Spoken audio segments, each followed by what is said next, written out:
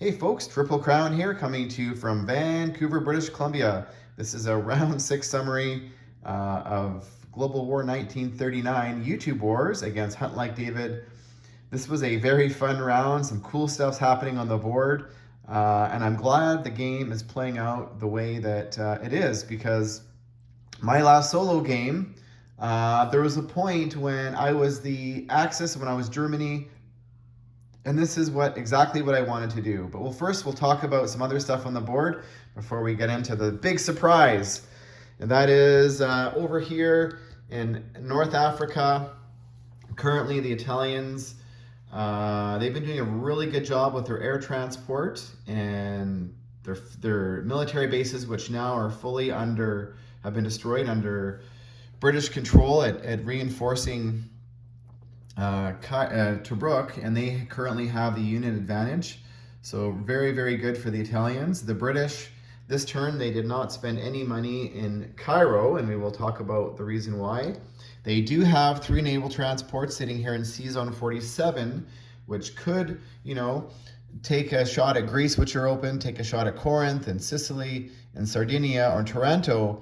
But I know what would happen is they would open their navy up for basically an air blitz from the Italians. So that is kind of off the table. So it's a little bit of a standoff here in North Africa. The Italians did a kind of a, I'm gonna call it not a cheeky move, but they brought their 2 medium tanks over here to northern Algeria to counterattack. Very smart. The South African tank that liberated Tripoli. The British did take some heavy losses. They lost 2 infantry already capturing Tripoli, so that is going to be an easy battle for the Italians. The British did fly their bombers from Cairo and sank the 2 Italian transports sitting off of Gibraltar and landed in Rio de Oro, which were protected by the Americans. So the Italians now do not have any transports left on the map. They still have 3 units in Gibraltar, and so that's kind of interesting. So the South African units are still slowly making their way up. So probably the big surprise, or one of the big surprises here, was Germany went into Moscow and captured it, capturing the Russian cache of about 35 IPP. But they didn't go in super heavy. They went into Kharkov, which is a territory south, really heavy. And the stack of Russians, they were kind of not sure what to do. I've never done this before. But they decided to liberate their capital of Moscow, and they went in pretty heavy with everything. And their aircraft landed here in eastern Russia. So definitely the Germans are going to wipe them out next turn, but by recapturing Moscow, prevented Spain becoming pro-Axis. So this would be currently under Italian control if that hadn't happened. So that was a sort of mutual benefits. And what does this do, or what was my thought process, was it's going to slow the Germans down by 1 turn, should they now sort of head all of their fast movers down to Cairo or Calcutta. So that was the thought process there. We'll see how it works out. Kind of a risky move. The Russians that were built in Novosibirsk last turn did make their way down. The Russians are still defending Stalingrad with 2 guards and 1 AAA. So do the Germans split up their forces and make a play for Stalingrad and Moscow next turn, or do they just secure the easy victory, which is going for Moscow? We will talk about the big surprise last, because that is over on the European side. But over here, the British, the FEC, the KMT have a big standoff here between Siam and Burma, and they are playing ping pong with all these Chinese territories here. They liberated Kwangsi last turn, but they lost Hunan. So the KMT is happy just trading, a couple of units every turn with the Japanese, because, at some point in time, are the Americans going to, make their appearance? Over here,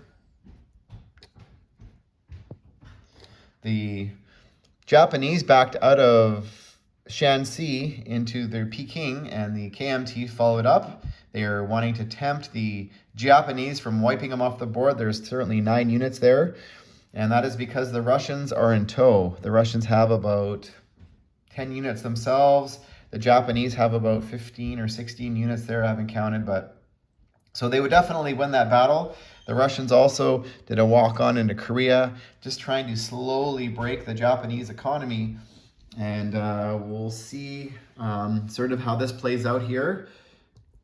Japan is still making above 80 IPP. America's making 110.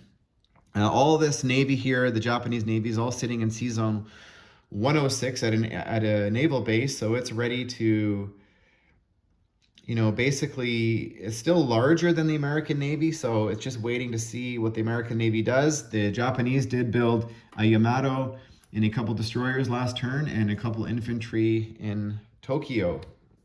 There was a battle last turn that went heavily in the favor of the Anzac, so the Japanese sent a couple transports down here and tried to recapture. There was 2 infantry here in the Dutch East Indies, and they sent 3 infantry in, and the Anzac were successful. They killed all 3. They sustained no losses, and the Anzac responded by wiping out the 2 transports and submarines that were sitting there, and they also captured Java last turn. So this might seem like a small thing, but this is part of the Japanese economy, and they need money, particularly if America is going full Pacific, but we will get into that in a second.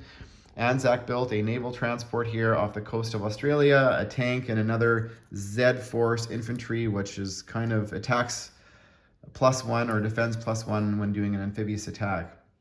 And the Americans, they are trying to strategically place their Navy in the best advantageous spot to put pressure on the Japanese. So they went to Midway, which has a naval base and an air base. And why they did that is that now is 3 territories away from Tokyo. They have 4 transports, and their Navy, even though it's slightly smaller than the Japanese, it can still do some damage. So it is now going to force Japan to either do 2 things: move their Navy back and spend on Navy up here in Sea Zone 125, or spend money defending Tokyo with ground units. And they have 2 major factories here, so that is a decision the Japanese are going to have to make.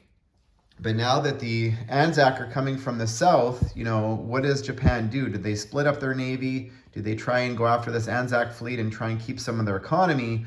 Or, I mean, they definitely don't have a choice. They have to defend their capital. It's just a matter of how they're going to do it. So that's going to be interesting to see how that plays out.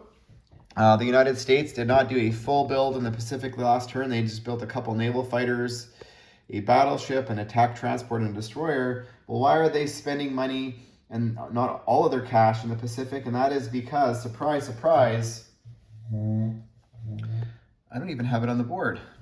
The Germans built 13 naval transports here. They built 3 at their factory in Stettin and 3 in Western Germany. So they have 13 naval transports here ready to do a Sea Lion next turn with the complement of their Air Force. They've got 5 veteran fighters, which attack at 7, 2 tacticals, and 2 medium bombers, and lots of ground units here to load those transports. They have now annexed Sweden. So they've got more ground units there.